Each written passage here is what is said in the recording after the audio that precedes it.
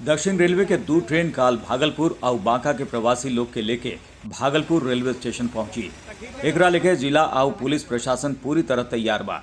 भागलपुर के डीएम प्रणव कुमार और एसएसपी आशीष भारती तमाम अधिकारी लोग के साथ रेलवे स्टेशन की मुआयना कैलन और सोशल डिस्टेंसिंग, मेडिकल चेकअप और घर तक प्रवासी लोग के गाड़ी के व्यवस्था भी कर देवल गई बा।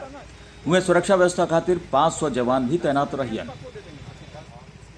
मुख्य रूप से तेलंगाना से प्रवासी के आगमन जारी रही और काल आवे वाली दो ट्रेन सुबह 8:10 और दोपहर 3:10 पर आसनसोल वाया बांका भागलपुर पहुंची। बिहार के डीजीपी गुप्तेश्वर पांडे रेड जोन के दौरा पर निकलन।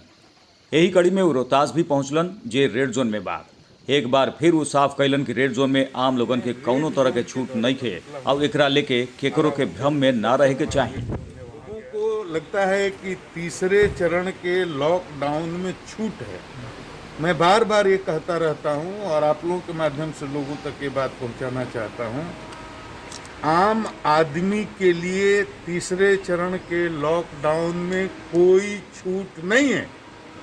बिहार में कोई ग्रीन जोन नहीं है, केवल रेड जोन है, ऑरेंज जोन है। रेड जोन में तो आप देख ही रहे हैं, सारे लोगों को पता है सब कुछ बंद है। ऑरेंज जोन जो भी है, जो डिस्ट्रिक्ट ऑरेंज जोन में आते हैं, वहाँ कुछ ज़रूरी चीज़ों में छूट दी गई है, वो सबको बताया जा चुका है। लेकिन फिर मैं रिपीट कर देता हूँ, आम आदमी के लिए किसी प्रकार की कोई छूट नहीं है। जैसे पहले चरण का लॉकडाउन था वैसे ही है। रोहतास में खरीदार न मिले से सब्जी उगाए वाला किसान लोग के परेशानी पहले ही से बढ़ल रहे। ऐसे में लॉकडाउन के तीसरा चरण शुरू हुए के बाद तो इनकर परेशानी कई गुना बढ़ गई बा। सब्जी उगाए वाला छोटा किसान सबके कहनाम बा कि सब्जी के मार्केट तक पहुंचावे में काफी दिक्कत हो रहल बा। दूरी के वजह से ये आसान नहीं खे।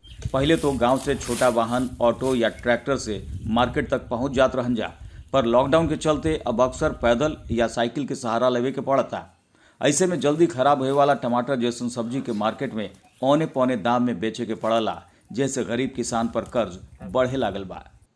खेत में बानी जा, पेट पे आफत पर रहता, बाल बच्चा कैसे जी, का कइल जाई। टमाटर बेचा थैले नहीं खे।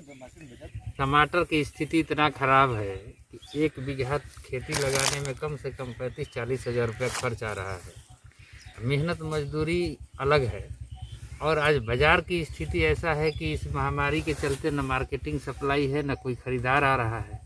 किसी तरह हम लोग औने पौने दाम पर बेचने में को मजबूर है। अब किसान के स्थिति कैसे सुधरेगा? अब आप ही लोग। जिला प्रशासन रोहतास द्वारा दुकान खोले के नियमावली जारी कैल गई बा।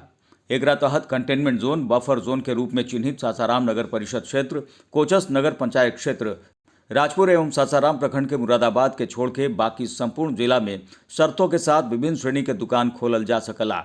शर्त के बारे में नियमावली में विस्तार से बतावल गई बा। आपन जिला, आपन इलाका के खबर खातिर देखत रही और सब्सक्राइब करी खबरिया भोजपुरी चैनल, जे YouTube पर प्रमुख भोजपुरी न्यूज चैनल बा।